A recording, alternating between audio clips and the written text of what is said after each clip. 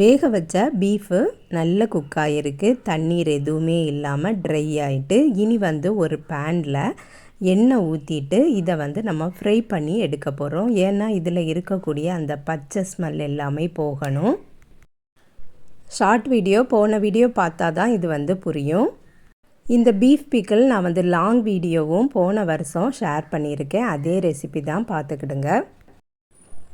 இப்போ பார்த்திங்கன்னா நல்லா சுருண்டு வந்தாச்சு. ஒரு இரும்பு கடாய் அடுப்பில் வச்சதும் அதுலேயும் நல்லெண்ணெய் சேர்த்துருக்கேன். ஏற்கனவே இஞ்சி பூண்டுலாம் வறுத்து வச்சுருந்தோம். அதில் இருந்து கொஞ்சமாக எடுத்து பொடிச்சு வச்சுருக்கேன். அதையும் சேர்த்துடலாம். 1 டீஸ்பூன் சில்லி பவுடரும் சேர்த்துருக்கேன்.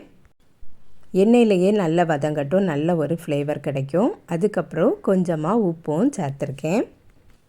பொரித்து வச்சுருந்த பீஃப் எல்லாத்தையுமே சேர்த்துடலாம். இதே ரெசிப்பியை நீங்கள் சிக்கன்லேயோ மட்டன்லேயோ கூட பண்ணலாம்.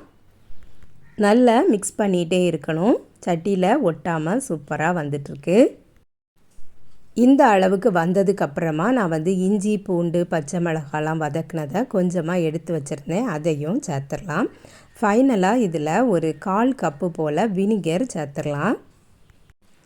நல்லா மிக்ஸ் பண்ணி கொடுத்துட்டு அடுப்பை ஆஃப் பண்ணிடலாம். நல்ல டேஸ்டியான பீஃப் பிக்கிள் ரெடி ஆகிட்டு, இதை 3 மாதம் வரை ஃப்ரிட்ஜில் வச்சு யூஸ் பண்ணிக்கிடலாம்.